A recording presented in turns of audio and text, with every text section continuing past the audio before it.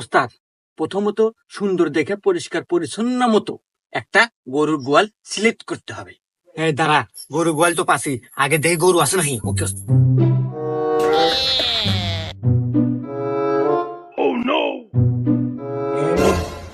গরু আছে, গোয়াল ঘর তো পেলে আমি।